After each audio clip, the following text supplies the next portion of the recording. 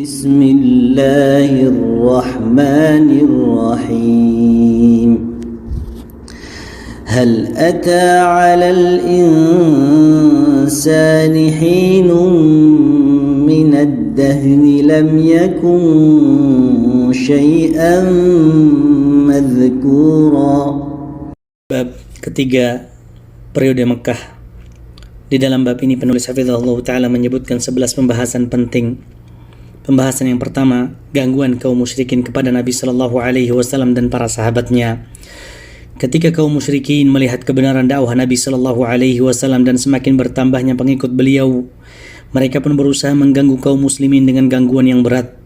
Di antara bentuk gangguan mereka, 1. Mereka menyebarkan isu bahwa Nabi SAW adalah tukang sihir untuk membuat manusia lari dan takut kepada beliau. 2.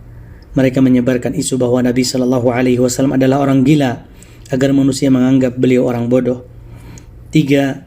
Mereka menyebarkan isu bahwa Nabi SAW itu pendusta, padahal tuduhan tersebut terbantahkan dengan sendirinya karena Nabi SAW dikenal di tengah-tengah mereka sebagai Al-Amin karena kejujuran dan amanahnya. 4.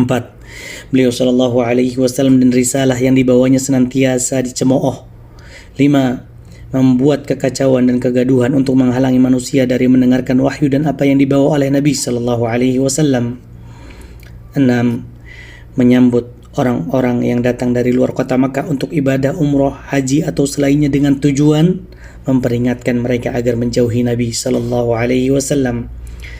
7. Gangguan terhadap fisik Nabi SAW sebagaimana yang dilakukan oleh Uqbah bin Abi Mu'aid yang telah menarik baju beliau sampai hampir mencekiknya, yang kemudian dihalangi oleh Abu Bakar radhiyallahu anhu.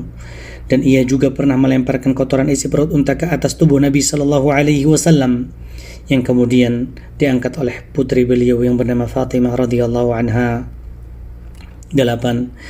Percobaan pembunuhan atas beliau SAW dengan menawarkan kepada Abu Talib selaku paman Nabi agar Nabi ditukarkan dengan Umar bin Walid sehingga mereka dapat membunuhnya, sebagaimana mereka juga pernah berusaha membunuh Nabi SAW di saat beliau hendak berhijrah. 9. Menindas orang-orang lemah dari kalangan kaum mukminin dan menyiksa mereka dengan siksaan yang pedih, sebagaimana yang mereka lakukan dahulu kepada Bilal bin Rabah, Ammar bin Yasir radhiyallahu anhuma dan yang lainnya. Pembahasan yang kedua, hijrah ke negeri Habasyah.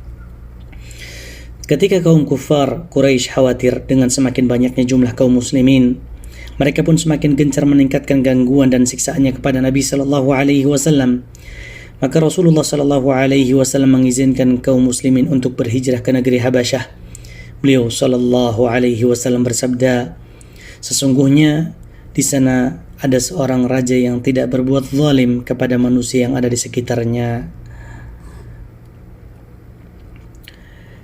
Hijrah ke negeri Habasyah melalui 2 tahapan. Tahapan yang pertama adalah hijrah yang pertama, dan tahapan yang kedua adalah hijrah yang kedua. Adapun hijrah yang pertama